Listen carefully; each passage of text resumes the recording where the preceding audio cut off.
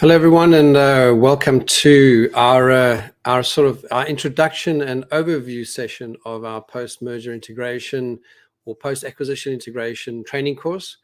It is really packed with loads of examples, theory, tools and templates, and so on. It will probably span over around 50 weeks. That's 1 hour of training per week. And the idea really is to help any practitioners, whether you're in the business, whether you're looking to change careers and you want to look at the industry and learn and get an idea about this whole training course.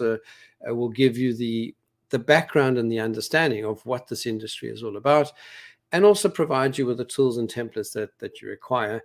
And on the other end is, if you are potentially a target, you have been acquired and you'd like to just get an understanding of some of the processes and things that are followed normally, or let's call it best practices that are followed. In this training course, we'll be covering best practice from across multiple consulting firms. We'll be taking and collating information from published works that are done by academics, by practitioners, and books and studies and so on. And each specific module that we go through will have a key sort of topic, if you like, and we'll have a key outcome that we want to achieve for each one of the training course. It'll probably be around 50 plus odd hours worth of training, and each training module will have a workbook or some templates and tools that relate to that particular training course. The reason why we're doing this on a week-by-week basis is so that you can progressively build your knowledge and your understanding of PMI, post-merger integrations, or some people call it post-acquisition integrations, and even the IMO, the setup of the Integration Management Office, so that you can get a deep understanding of what really happens and what is the planning process, what are the tools that are being used. And if you're a management consultant, or if you are a practitioner yourself, or you run an IMO, an Integration Management Office, or you are even part of a merger and acquisition team, whether it's private equity, whether it comes from a family office, or any background environment regarding an investment type of organization that looks at doing acquisitions of businesses. In addition, a lot of these principles can be applied to carve-outs, separations, or reformatting businesses. You'll see that there's a lot of principles can be applied to different work streams, but this is a course really that will take any practitioner from where they are right now to a deeper, richer, and I would say more broader understanding of PMI as a career and as a discipline, if you like, for the industry. So this is training course number 1. We're just going to do a quick overview in terms of what this course is about. And then from next week, we're going to go straight into lesson 1, where we'll start unpacking the different component parts. If you think of 50 training lessons, 1 lesson per week, it'll be around half an hour to an hour each lesson. And with that, we will be building the 50 odd weeks. And the reason why I say 50 weeks, it's a year. It's almost like having a bit of an MBA, a bit of a postgraduate training course that is focused on this particular industry. So without going into too much more, I want to go through a slideshow, which I'm going to go through relatively quickly to give you just a flavor and an understanding of what's coming, and an understanding of what you're going to be looking at during the course and during the 50 weeks. There is a ton of information that we need to get through. However, if you stick to it and you work hard and you use the drip feed that we're doing in terms of the weekly release of building block information, you will get to a point where you will be, I would say, a world-class practitioner in the PMI space, in the setting up of an IMO, integration management office, or even being a merger and acquisition practitioner, understanding all the different component parts and how integration fits in. If you own a business and you're looking to do acquisitions, this will be ideal for you in the sense that buying the business, doing the negotiations and raising the funding and so on is essentially only part of the journey. The entire journey really is, I would say, the entire journey when you're buying a business, especially for the first time.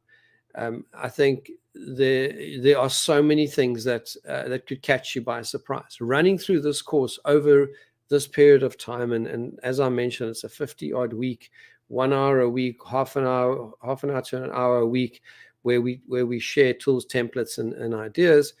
You will be able to confidently go out and go and buy a business, but do the integration work. In my career, I had out of my own pocket, and I've been entrepreneurial for many years. I had acquired 5 businesses in a very short space of time, thinking it's going to be relatively easy, not knowing what I was getting myself into. And over a period of 3 years, it took me to start looking at ways to integrate this. I can't say I did a great job, didn't have the right tools, didn't have the right people around me, but I did what I could in terms of bringing the businesses together. I wouldn't say it was failed, but I would say that there's definitely ways I could have done it better, faster, and smarter. And since then, and this was in my 20s, when I was a little bit more gung-ho and less less fearful, I would say, entering any integration, whether you're young, whether you're busy growing your business through acquisitions, or whether you're looking for new products, services, or even employees or new territories, that you need to be thinking seriously first, not only just about what you're going to do in terms of strategy, but how are you going to incorporate that business into what you're currently doing. And if you're an investment firm, how do you look for platform businesses and then build out from there and give your investors if you're the investor or your investors, the best possible return. So before I do anything else, I'm just going to go through the PowerPoint, which will give you an idea, an overview of what we're going to be covering. And then next week, we're going to go straight into lesson 1. So let me share my screen quickly.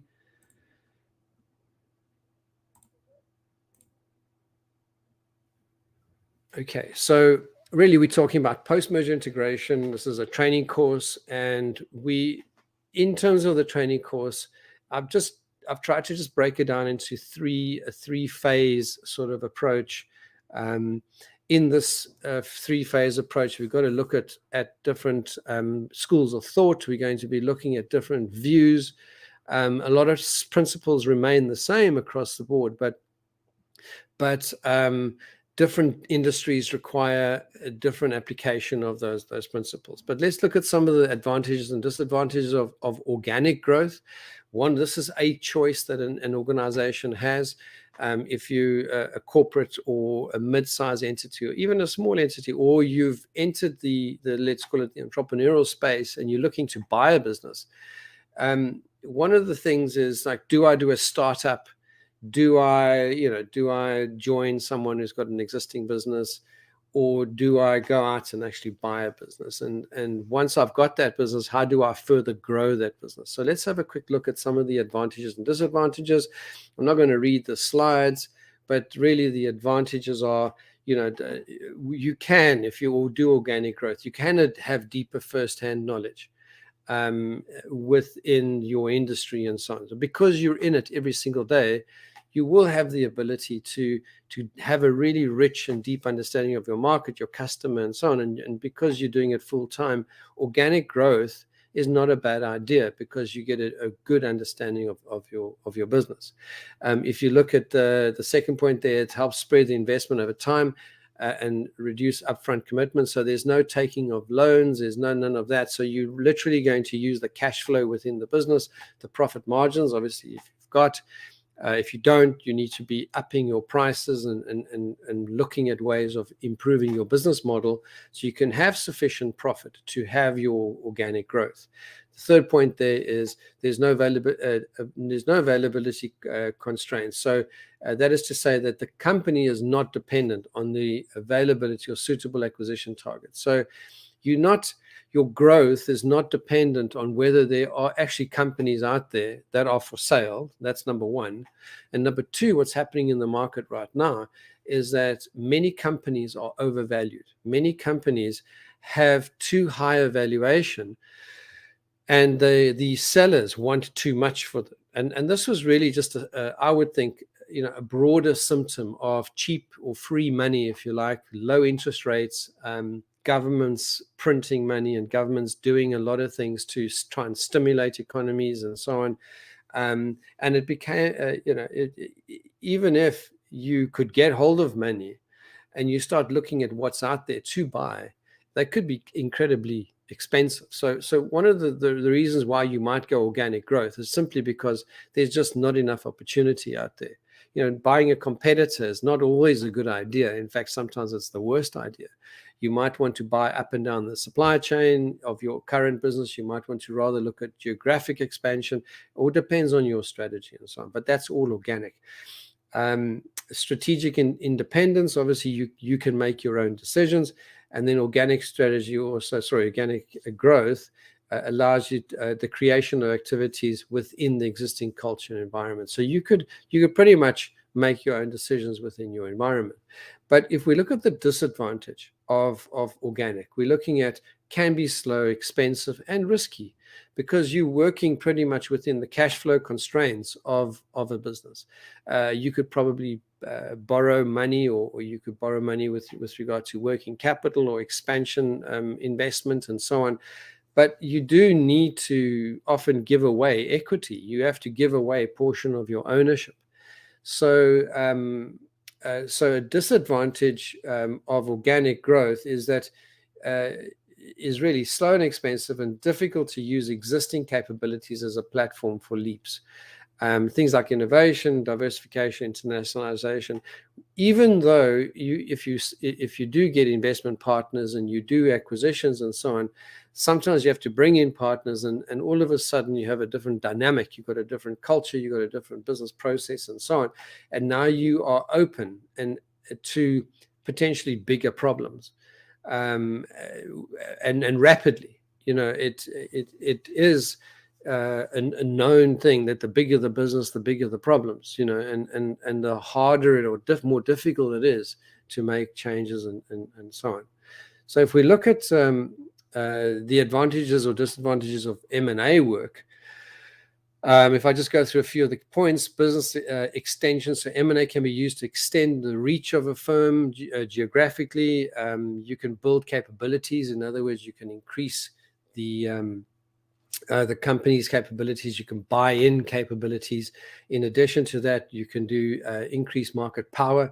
So by having a bigger business, you start being a price maker, not a price taker. Especially if you own a large chunk of the market. You can increase efficiencies because you can share resources across multiple entities and so on. Speed. M&A allows businesses to grow rapidly. So if you ever seen a business, it's easy enough to see listed entities, let's say PLCs on the stock exchanges, ones that have got an acquisition strategy or a serial acquisition strategy. They tend to grow in terms of revenue. They're growing incredibly quickly because they've got the funding, they might have the right management team in place and the business processes and so on, but also the correct integration system and process. So you can have really great speed with M&A.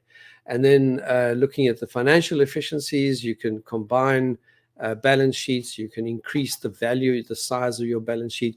Very, very difficult. I've worked with businesses that get stuck and don't want to do acquisitions. They don't want to go out and buy additional businesses, and they try to do everything organically. And then they got to rely on a very weak balance sheet. In other words, assets and liabilities. If you take assets, and liabilities are pretty much on par, or your liabilities are starting to overtake your assets, you're not making enough profits, and now you need more working capital to take advantage of market conditions, but you can't if if you don't want to do acquisitions.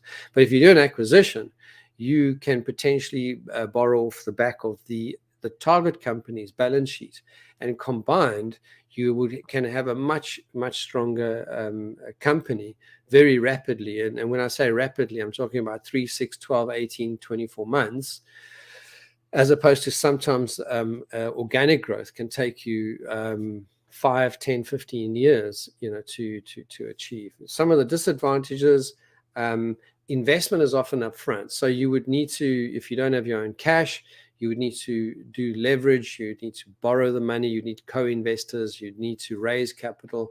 A lot of people are doing crowdfunding in that these days. Potential culture clash, which is a very, very big point. And if you watch any of my podcasts, that comes up regularly as a core issue. And then high failure rate. In fact, M&As are not always successful, is not perfect, especially if you go into it not having thought through the integration. And I'll show you some statistics as we go through the slideshow. And then also sometimes excessive initial valuations, exaggerated expectations of strategic fit, underestimated problems of organizational fit. And I mean, that's probably sums up the key things or red flags that we got to be looking to avoid. So M&A life cycle generally includes the M&A strategy, sort of having a look at what my strategic outcome is that I'm looking to achieve. M&A strategy is critical. You've got to think through before you even start having a conversation.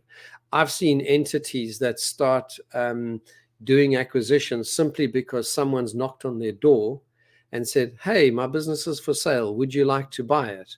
And then they do a non-strategic acquisition, and then it turns out to be a complete disaster. Almost always, the sort of rule of thumb, the principle, the grounding principle would be set your M&A strategy up front, set it up front, do it properly, think through why you're doing it, what is the outcome, how many businesses, why are you doing, what's the strategic fit look like, what does the integration process look like, and sort of what is my key outcome I'm looking for. Target screening, that is looking for the right specific business, and then understanding that those businesses, they fit certain filter criteria that you've worked out in your M&A strategy. Obviously, the due diligence comes in, and everybody knows that due diligence exists as a concept, but it is also the mindset of due diligence. And one of the key things that I've seen, especially in the integrations side, is that when you're doing acquisitions, the acquisition due diligence is often with a view of trying to pay the least amount of money for the asset. So you are looking for problems and issues and reasons why the valuation should be at a lower rate than what the seller wants. And then sometimes you have these compromise deals that are made off the back of due diligence that has got a mindset of potentially paying too little for a business, rather buy a good business at a good price than trying to buy a not so good business at a great price, or a great business at a very, very low price. You probably won't get it because there are multiple competitors out there. So due diligence helps you get the right kind of framework in place, but it also sets you up for a solid integration.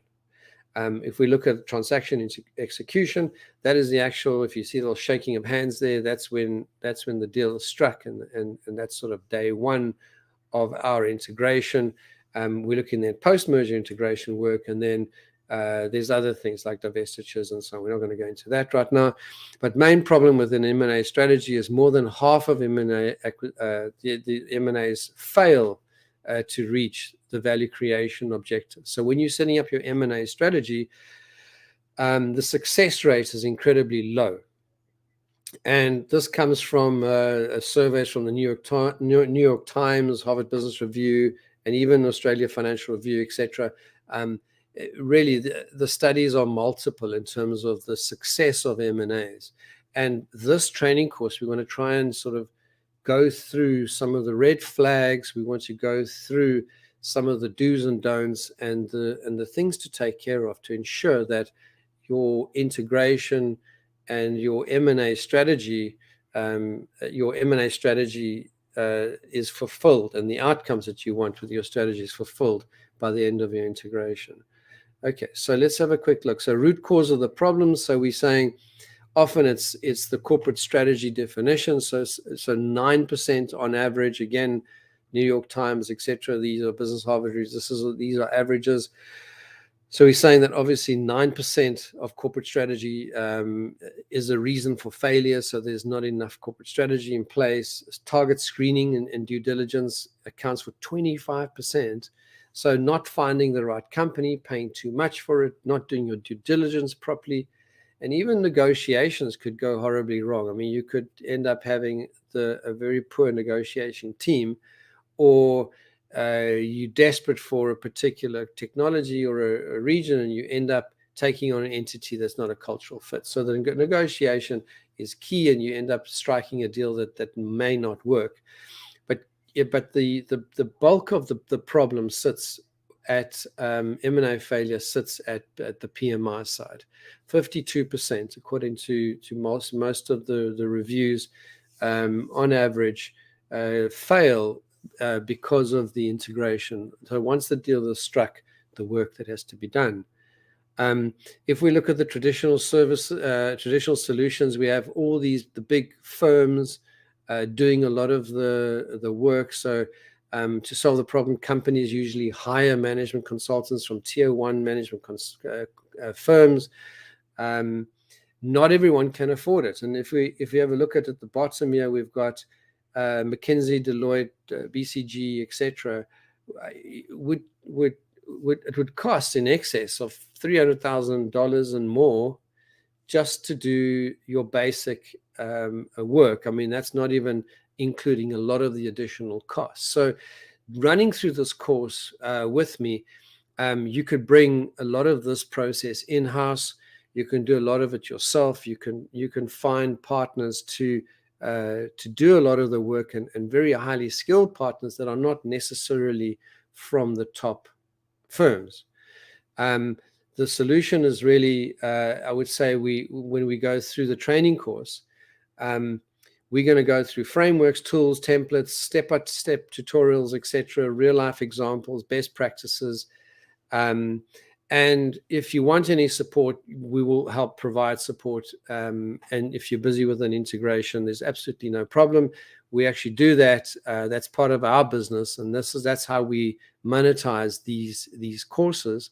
Is that we provide the PMI services. We'll provide work stream services. So we might provide the leadership, and your teams take over the different work streams. We might say you might have your own leadership, but some of the work streams are under-resourced. So work streams being the components of work, which I'll touch on now, such as the sales marketing, the technology side, HR, and other aspects.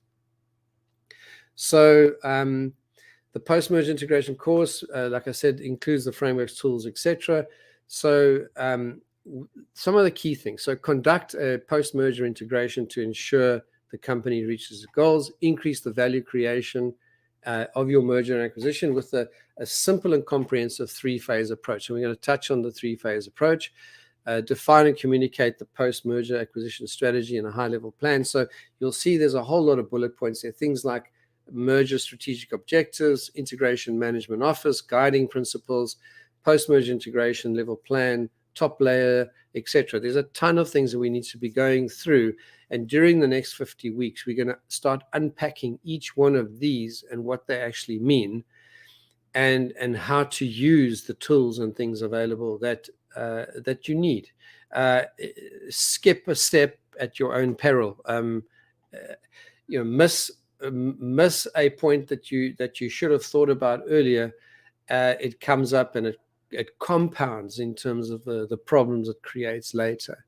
Many things you can get going before the deal is struck, and often the best companies that do M&A involve integration experts during the initial phase, the initial process of due diligence and so on, even before the deal has been done.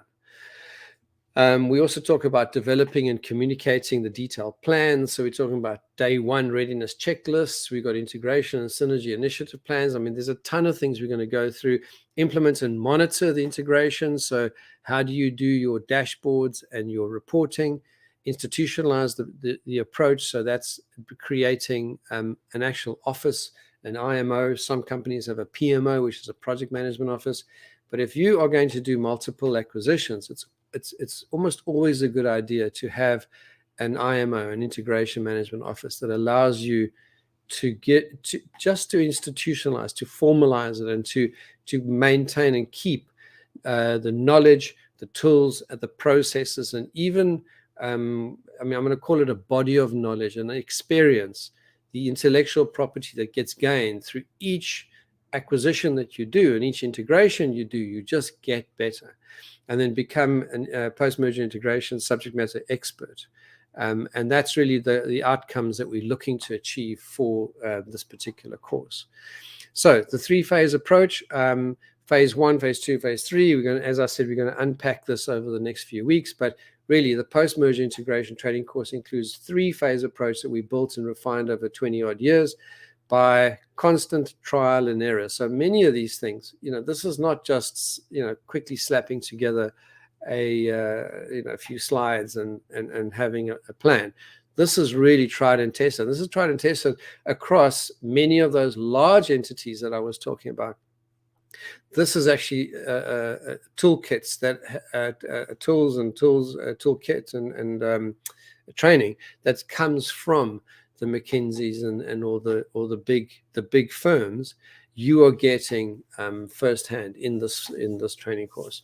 We say the good news is that you don't have to waste your time and energy and money going through lengthy trial and error process, and the cost, the opportunity cost of getting it wrong is massive. So rather invest the time, the money, and the effort. Really understanding PMI and how it works. Okay, phase one, define and communicate the strategy and the high-level plan.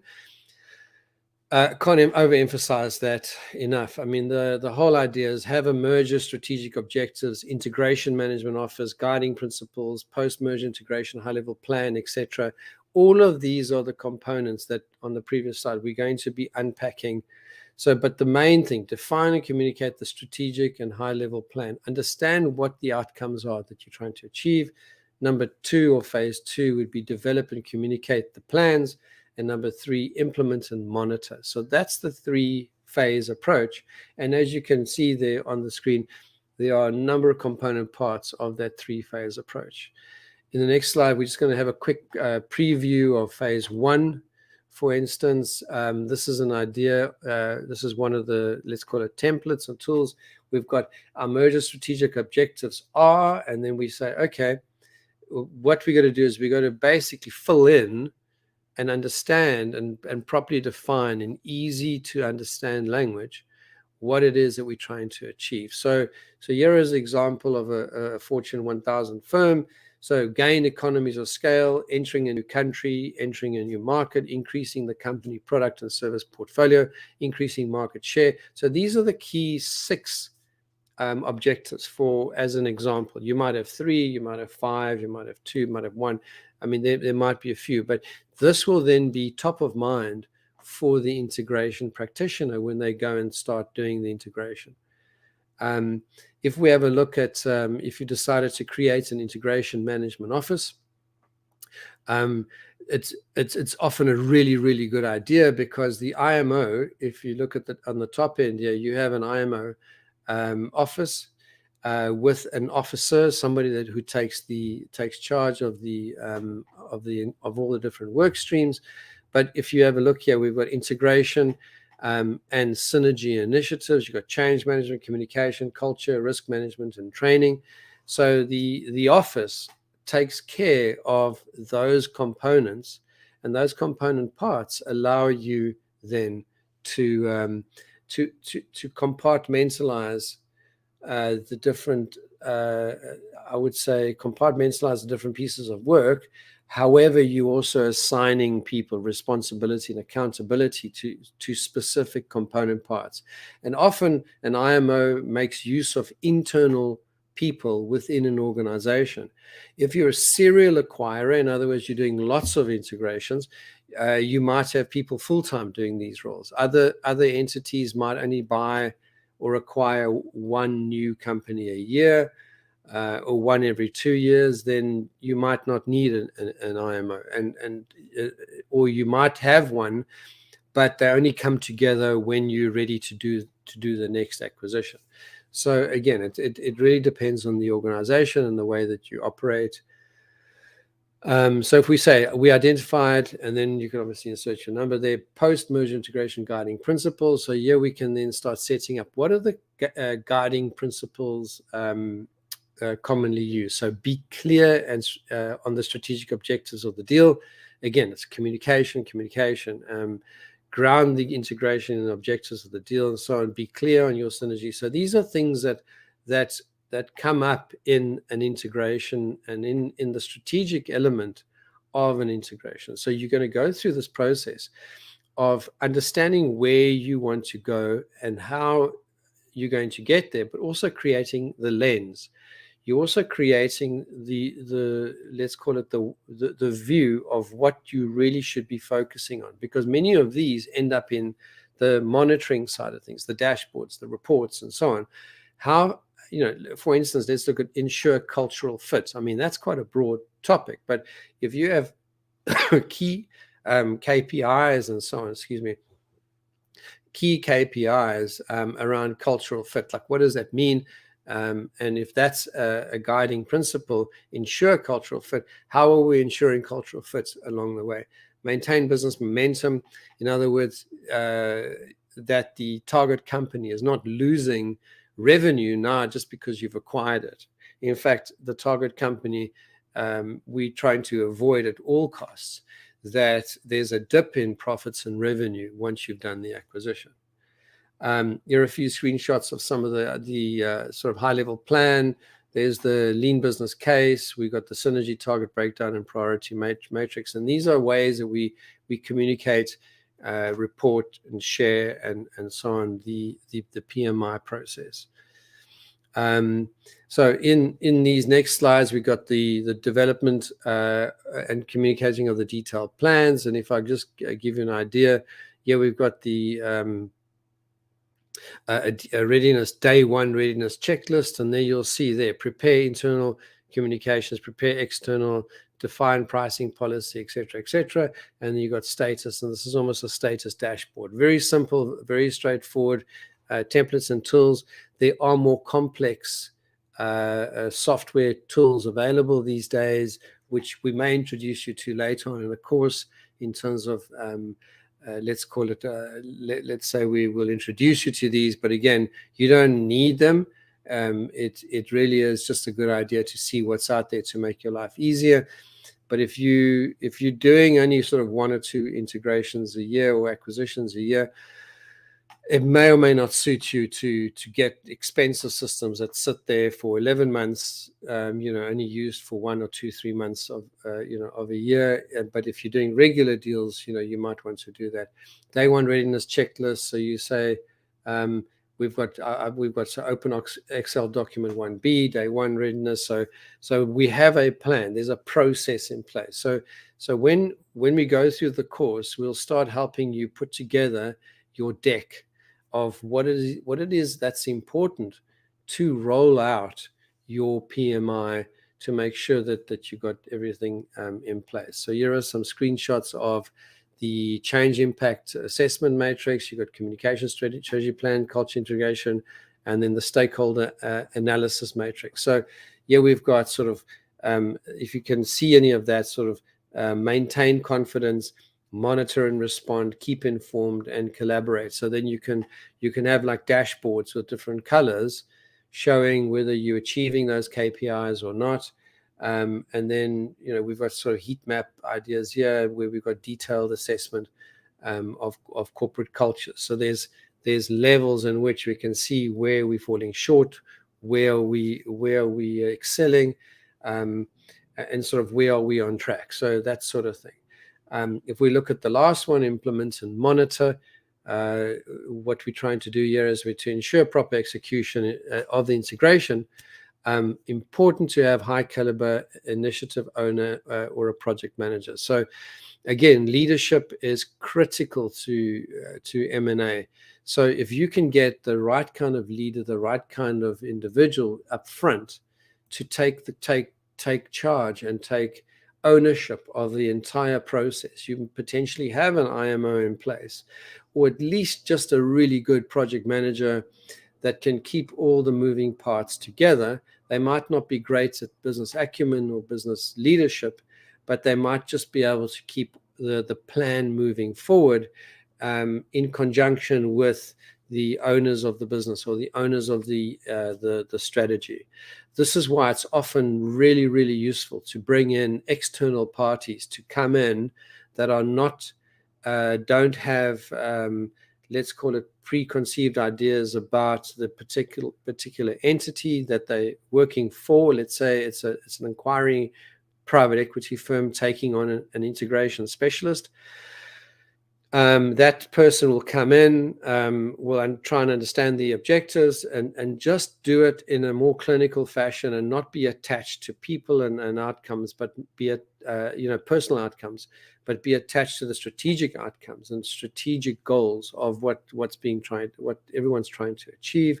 But if you can make sure that we meet expectations, manage budgets, and then complete the project in a specific time frame. And that if you've got a proper person doing this that's well experienced in integrations, the difficulty is sort of how long is this going to take? That's a question. How long will this integration take? I mean, often it's really, it's a really educated guess, but it's a guess. There could be things in the woodwork that come up. We don't know. It could take shorter. We could find synergies or value creation that were not obvious during the negotiation phase. Because if you think about M&A negotiations and due diligence, the mindset is the acquisition, not necessarily always about the synergy creation, value creation. So they'll only be looking at implementing the strategy, looking to buy the target. But sometimes, and it does happen regularly, that there are layers within the acquired business that were not visible right up front, and opportunities could be found without having any knowledge of them prior to the integration starting. So a really good integration specialist with good business acumen, with a proper project management to keep all the moving parts moving forward and correctly and on time and on budget, you will get the right kind of outcome that you're looking for. Here are a few additional screenshots of things like governance. Corporate governance is massively important around implementing the right kind of governance principles and processes. Again, we're going to spend quite a bit of time around governance.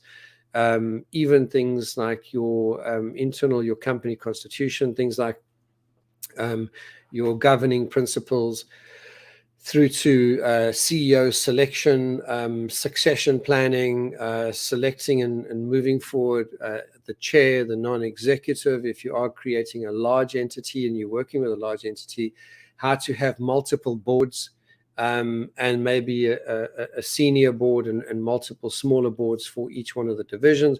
It can get really, really complex. And if your governance and your company secretarial and all that are not in place, things do tend to fall over and you tend to not be compliant. And often if you're not compliant, an integration can fall flat because the regulator could come in for that particular industry, could come in and say, look, this is not working. This is not going to happen. You need to unwind everything. We're going to stop this transaction. And that could happen. And so if you're not within compliance and you're not making sure that compliance is in place in terms of governance, those are one of the red flags that could pop up. Initiative status reports, risk management. Risk management is massively important. Again, it's things like security protocols, the IT systems risk, but also people risk. There's a flight risk if you think about some of your key talent. When you acquiring a company, they could think if this integration is not handled properly, what could happen is you could have 2, 3, 4 key people leaving the entity, which really leaves this vacuum that's very, very hard to fill once the talent has left. So these are high risk elements, and then managing that process is massively important. And then the communication plan it almost goes without saying, but a communication plan often is very useful. And these days, with things like video and audio and electronic type of communication, online meetings, etc., you can quite easily have far more effective communication that it could be symmetric or asymmetric. In other words, it could be bidirectional. So we could have a conversation between, let's say, the project manager and the team, or the IMO leader, the integration leader, or one of the work stream leaders talking to another work stream leader. They can just be talking over an online Zoom call or Teams or whatever the preferred technology is. But that's bidirectional in one place, one time, and they're meeting. But you could also have communication which is asynchronous. In other words, it could be a broadcast. You could record a video or an audio. You could do a slide presentation, pretty much like I'm doing right now. You could prepare where we're at in terms of the dashboard, with the integration. What are the key areas that need to be addressed? Where are we doing well? Congratulating people and encouraging people to move forward if they have done some really good work, giving the right recognition. But it could be asymmetric. It could be one that is really just on a broadcast basis, and your communication plan is to include that. So that's the end of sort of the let's call it the introduction lesson, lesson 1, where we've now gone through the core, I would say, overview of the post-merger or post-acquisition integration. Join me weekly at 11 a.m. British Standard Time for later episodes. And each week we're going to be tackling a topic, a component part, and building your knowledge week by week.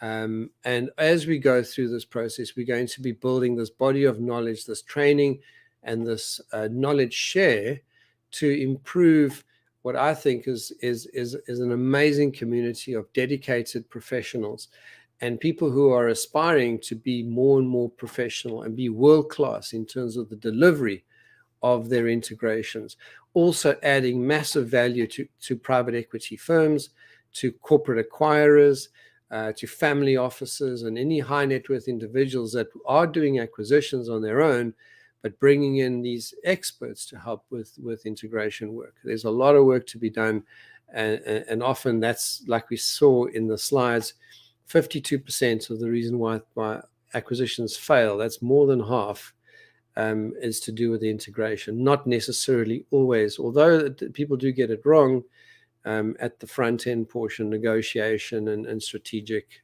outcomes. Okay, so that comes to the end of this week's lesson, lesson 1. Join me for lesson 2, 11 a.m. next Friday, and have a fantastic weekend. Thank you for joining me.